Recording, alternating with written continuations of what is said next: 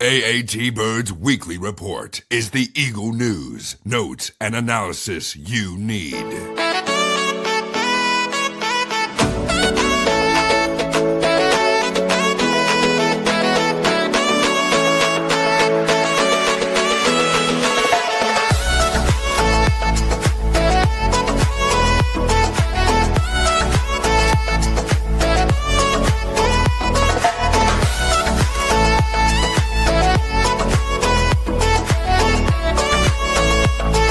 All about the birds. It's all birds, all the time. Welcome. Eagles get a victory, survive the Tampa Heat, survive the dreaded, Tampa Bay at 1 o'clock games. They win 31-25. It was a tale of two halves, just like last week was. You and I were texting back and forth, and we weren't feeling very good towards the end of that game just because of what we kind of seen developing. The offense just doing nothing. Kind of what looked like last week in the first half against the Rams. It just nothing was moving. Yeah. The defense stepped up huge, and we're here to talk about it. Matt, how are we doing tonight? We're doing well. I'm glad I'm not playing in 120-degree weather. That's for sure. Yeah, go ahead.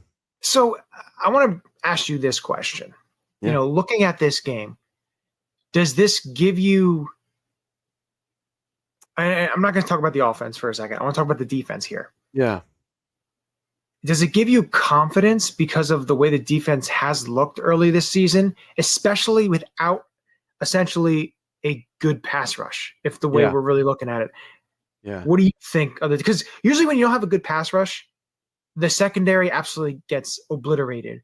And that's really not happening. If you take away those two huge chunk plays, Baker doesn't have all the passing yards, that he has. Unfortunately, those factor in. But my confidence level with this defense is just the way they fly around. I'm not – unreal. When the offense doesn't struggle, I'm waiting for the defense to make a play. And it's, crazy because it hasn't been like that, before Vic. Right.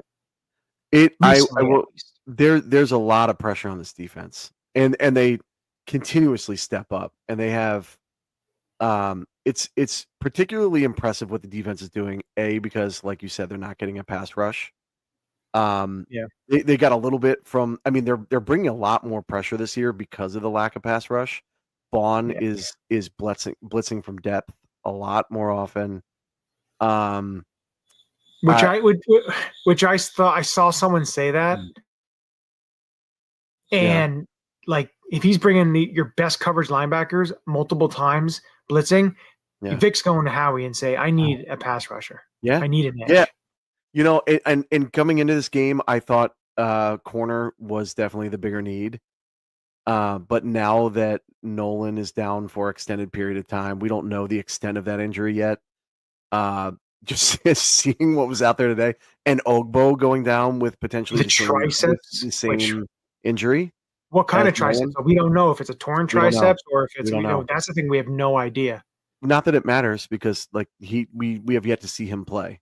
So hurts you depth-wise, essentially. Yeah, but you still have Aziz, and you're probably getting the same production as you would with Ogbo.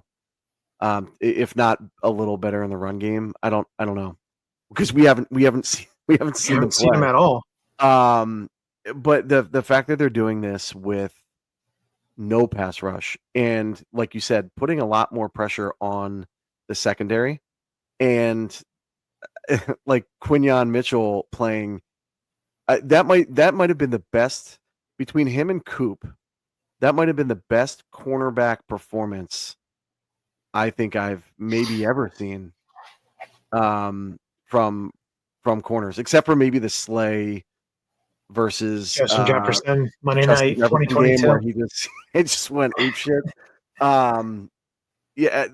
Outside of that, as a tandem, the performance was super impressive, because they weren't shying away from going after Q, and they weren't shying away going after Coop, and the way those young men stepped up, and the way that Jihad Campbell has stepped up, the way that some of these Makuba and Ojomo and some of these young guys are forced to make big plays in big spots. And I think it's super impressive. And quite honestly, like, it makes me feel better that they can play this way without a pass rush.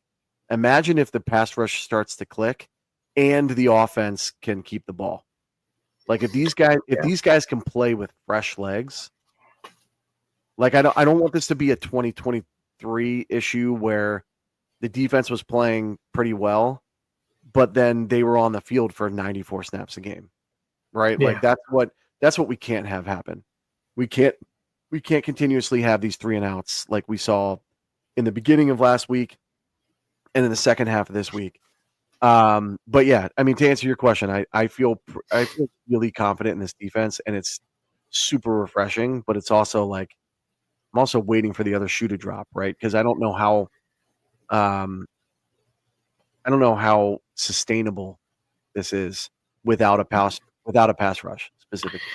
Yeah, and that's the major thing too. Is you want to be able to get your pass rush, especially against a beaten up Bucs offensive line. Now, them getting Tristan Wirfs back and be able to move Wirfs is a man, dude. He is a straight up man. Being able to move Barton to center where he's the strongest and move Breedis into guard where he fits best. So, they got the left side of that line. They were able to keep, put back what they thought it was going to be. And then the right side was kind of tough. There were a lot of holds, dude. Like they were getting away with a lot. Like I'm talking like well, the one play I'm trying to think. I'm trying to think of what play it was.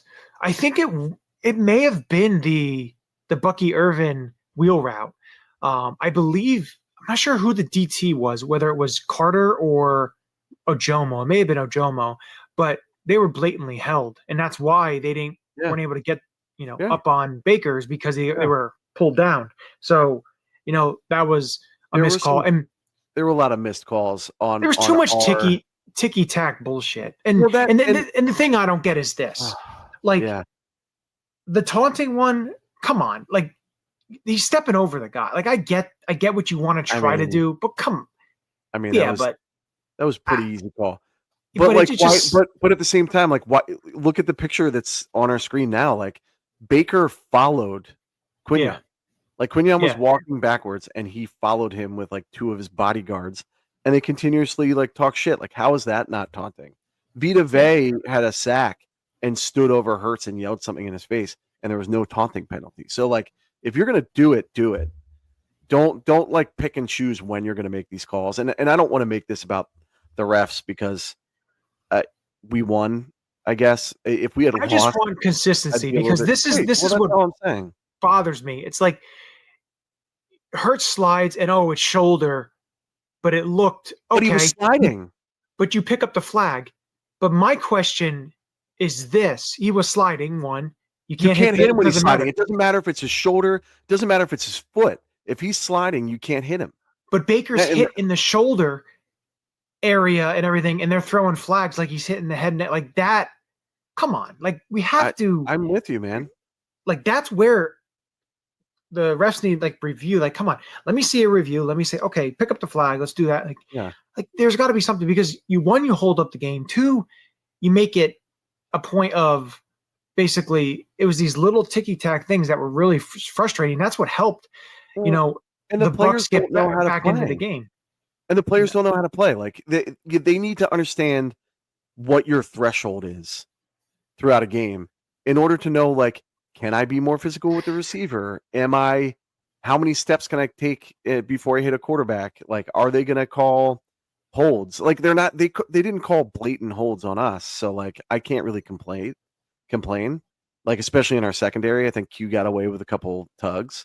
I think they let both secondaries kind of play. But that's generally when you see that happen, the refs are just like, let them play unless it's blatant. But then they're throwing this ticky tack shit, and you're like, well, which one is it? Like, are you going to let us play, or are you gonna call some BS and make this? But like the Hurts hit, I don't understand the no flag. Because regardless of whether he hit him in the head or the neck or the arm or the foot or like his finger, to be honest with you, he hit him as he was sliding. And it wasn't like, granted, it's a bang bang, but I've seen worse calls than that. Yeah. You know what I mean? Like that's one thing that bothers me about Jalen Hurts is I don't think he gets the protection that he should. Yeah. And maybe it's because he runs it more. I don't know, but like he does not get protection. I was kind of concerned too. His first when he ran all the way downside, got down like 2-yard line. He took a shot from Dennis there. Yeah, he lowered his head too. But speaking of the offense, it's just like the first half was great.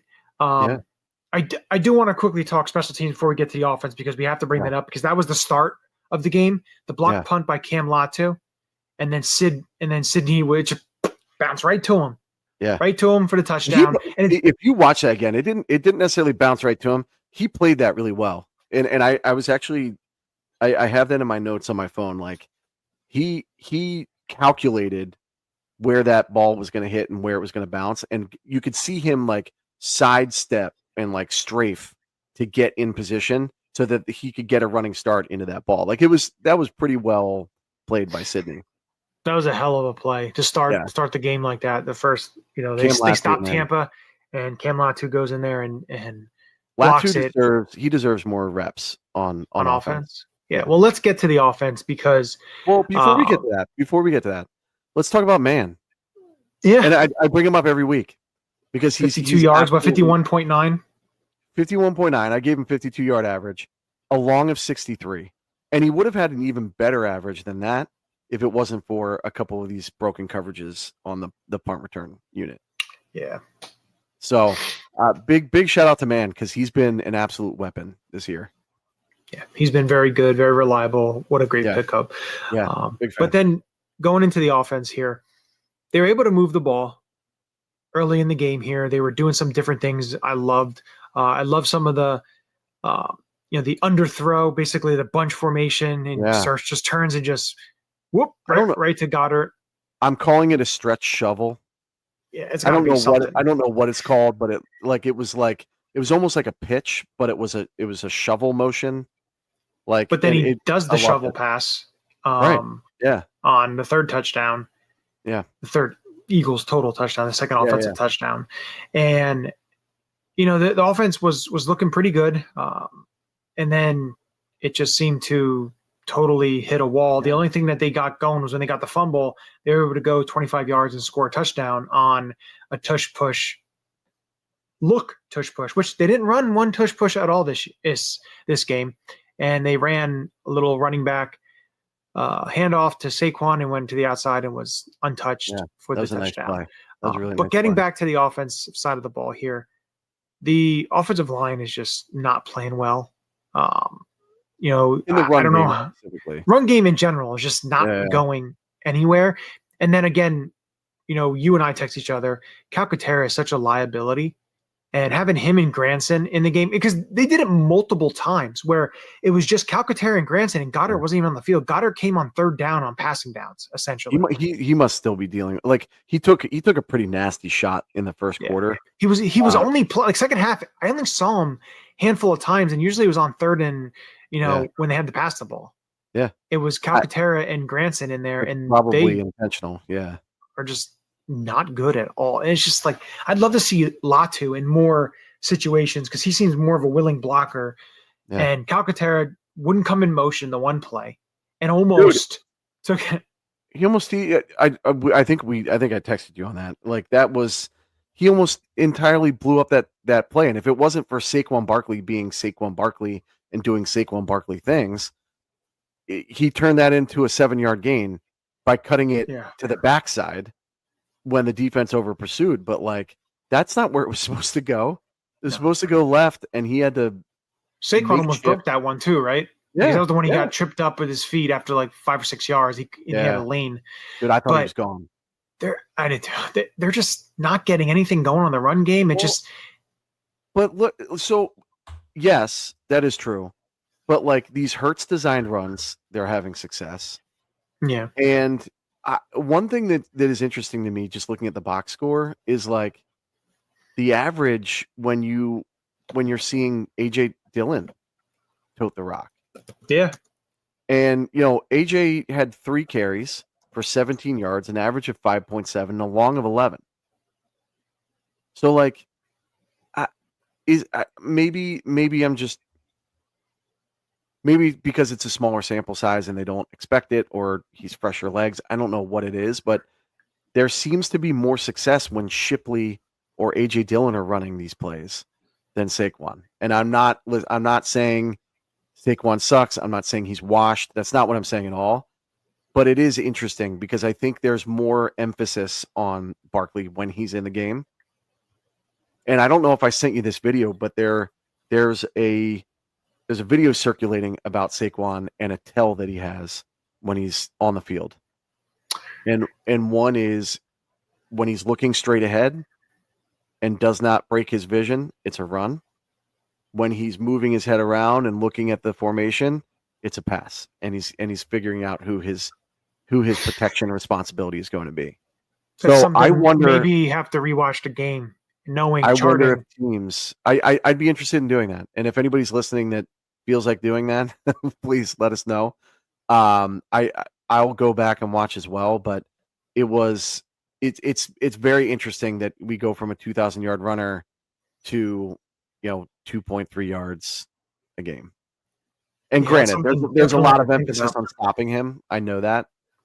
But like, then why isn't AJ open? Why isn't Smitty open? Why isn't, I there's something that's not clicking, and I'm not sure what it is, and I'm not sure there's a rhyme or reason to it.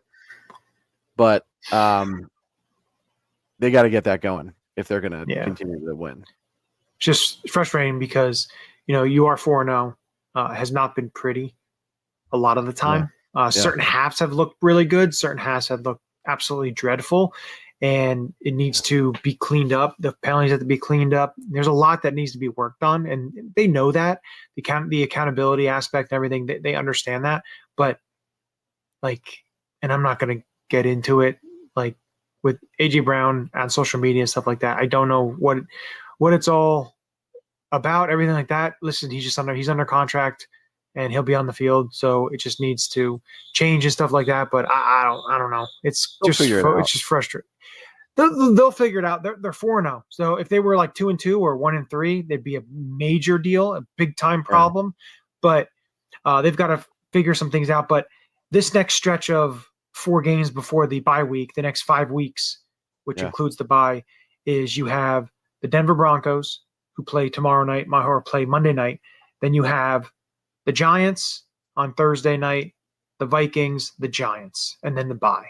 So, you hope to get yourself in better positioning in terms of offensively and rhythmic, and be able to put together those complete games and, keep the motor running, keep it going, and keep doing what you do, and that's win ball games.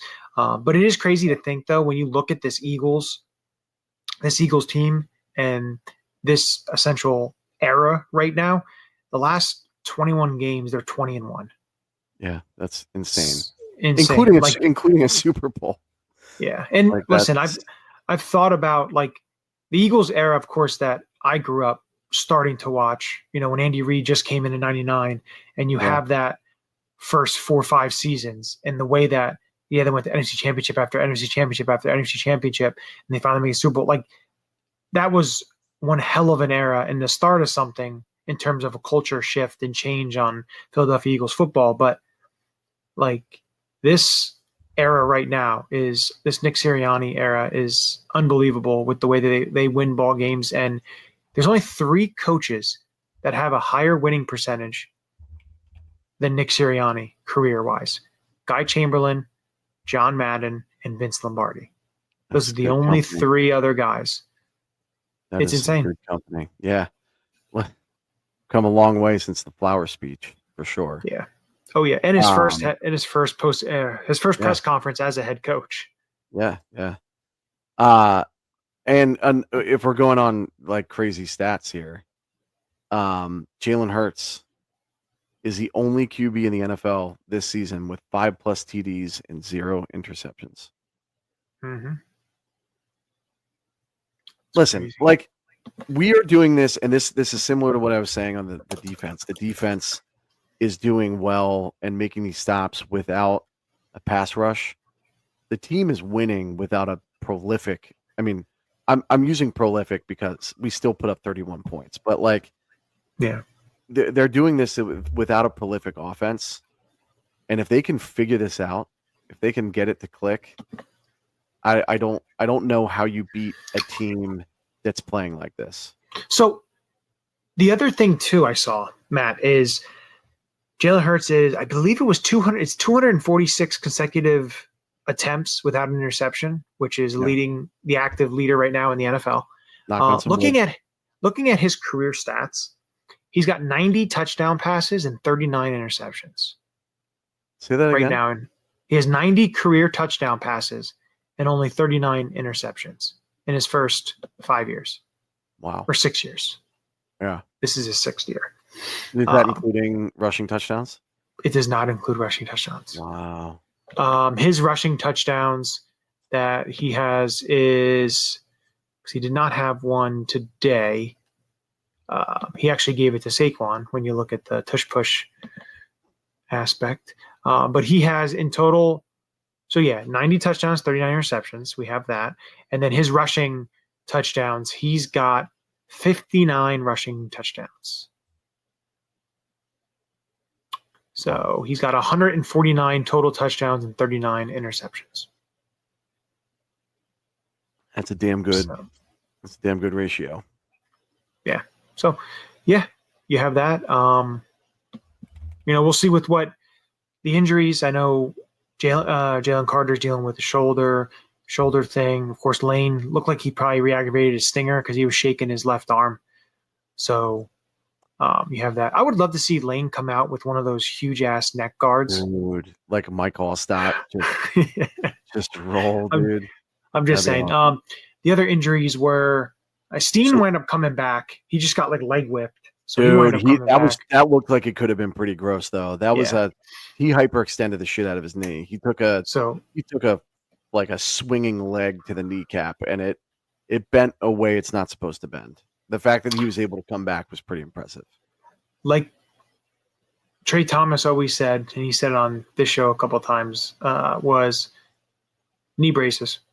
He doesn't understand why offensive linemen don't wear knee braces. Because you think about it, they wear them in the NCAA and college football. You see a lot of them, most of them do. The NFL, not really. So I think I'm trying to think. John Campbell left early. I know he was we had Ogbo with the triceps. We had Lane with the shoulder / neck. We had Carter with the shoulder. Campbell, I did see a report that Campbell left the field before the game was over. Yeah. And to me, it looked like it was like dehydration type of thing. He was kind of limping a little bit, but that's what I'm hoping. He's probably just sore as shit. He played a pretty physical game today, but like, there are going to be some other injuries that pop up this week. Like, I wouldn't be surprised if Goddard doesn't practice at all this week. We're going to get the paper mache man. I just don't want to see the Tuesday or Wednesday transaction of like 8 transactions, like a paragraph is their post. I don't want to see that. Yeah.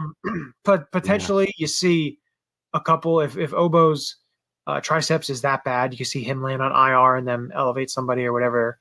But also remember, Kobe Dean is eligible to start practicing, come off PUP, be his window open. So that's something to keep an eye on and think about when you look at this defense and how they're going to I am so fascinated to see how they employ him on that. It's going to be assimilate him with Campbell. Yeah, it's going to be interesting. It's going to be, I don't know, I'm going to focus in on that to see when he plays and see how they do it and what they do. I think the other thing too is, I think Nakobe Dean definitely can help with special teams because he is. Oh yeah, for sure. Like a missile when he goes on that. He's just such a good leader too. Like I would not be shocked with what's going on right now with our edge room if Bond converts at least short term to more edge reps. If Dean comes back and he's blitzing him, how much? I mean, if Dean comes back and he's ready to rock and roll, and then you have Dean and Bond in there, or Dean and Campbell, you can deploy Bond as an edge full time.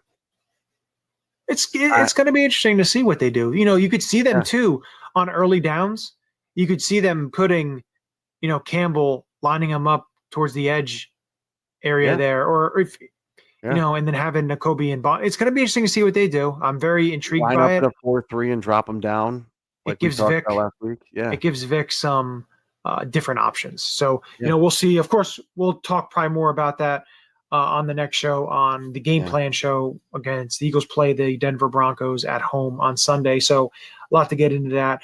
The Broncos, of course, AJ better get his rest, man, because Patrick Surtain is going to be in his ass all day. Yeah. Like so. he better get over this like woe is me stuff, because he's going to have another tough outing next week. Yeah, it's going to be interesting to see. I don't know how else to put it. Yeah, it's going to be interesting to see what they do.